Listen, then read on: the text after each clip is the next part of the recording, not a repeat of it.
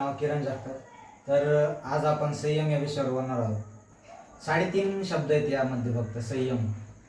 3.5 शब्द म्हणून हा एक शब्द बनला संयम, पण याचा अर्थ खूप मोठा आहे. ज्याला समजला तो आज यशस्वी ठरला, ज्याला नाही समजला तो जवळजवळ मातीतच गेलाय.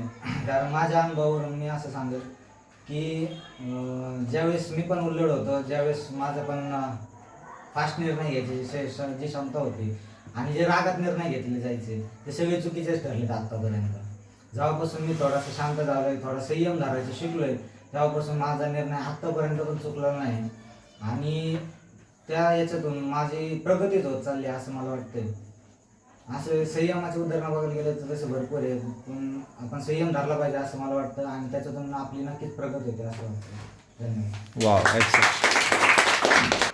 किरण, तू आत्ता जे बोलला खूप सुंदर असं एक उदाहरण पण दिलं आणि तू जे काही 3 शब्द असतील, 3.5 शब्द असतील, खूप त्याबद्दल खूप छान एक्झाम्पल दिलं. पण मला सांगू शकतो की जे आत्ता तू बोलला आहे की जे याच्या अगोदर प्रत्येकाला जो राग येतो त्या रागाने आत्तापर्यंत काही हासिल तर झालं नाही आहे, बरोबर? तर मग त्याला यशाचा मार्ग कसा म्हणता येईल? तर मग तुला काय वाटतं, तू जे आत्ता 2 शब्द बोललास तर हे संयमाचं या अगोदर कधी बोलला होता का, की याच्यावर विचार असा केला होता का, किंवा आता तू जे रेकॉर्ड करतोय किंवा रेकॉर्ड होतंय तर या संयमाबद्दल तुझं काय ओपिनियन आहे? म्हणजे समजा गुरु कम्प्युटर हे ऑर्गनाईज करते तर याच्या पाठीमागं तुला काही गुरु कम्प्युटरचा काय उद्देश असू शकतो का?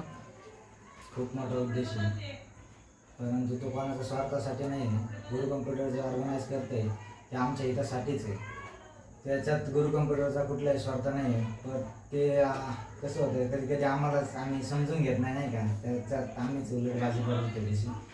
त्यासाठी मी पण माफी मागतो गुरु कम्प्युटरची. पण जे होते ते आमच्यासाठी हितासाठीच होते आणि मला असं वाटते की जसं मी सांगितलं जातं की संयम धरला पाहिजे, त्याच्यातून आपल्याला नक्कीच बेनिफिट भेटतं. मग असं तुला वाटतं का, हे जे तुझ्या शेजारी सगळे तुझे मित्र बसलेले आहेत, बरोबर, त्या सर्वांसाठी तू काय मेसेज देऊ इच्छितो? रागात निर्णय घेऊ नका. राग म्हणजे काय सांगू शकतो का? राग म्हणजे जो आपण आत्तापर्यंत एखादं तुझ्या लाईफमध्ये असं काहीतरी झालं आहे, बरं, एक्झाम्पल सांगू शकतो का की ज्यामुळं तुला त्याच्यामुळं जास्त हानी झाली आणि त्यावेळेस जर संयम ठेवला असता? एक्झाम्पल तर नाही सांगू शकत मी. बरं, हां. पण एवढं नक्कीच सांगेल की माझा जेवढा अनुभव आलाय मला तेवढ्याच्यात एवढं तर कळलंय की आपण रागात निर्णय घेतला नाही पाहिजे. कारण रागात घेतला निर्णय हा नेहमी चुकीचाच ठरतो. येस.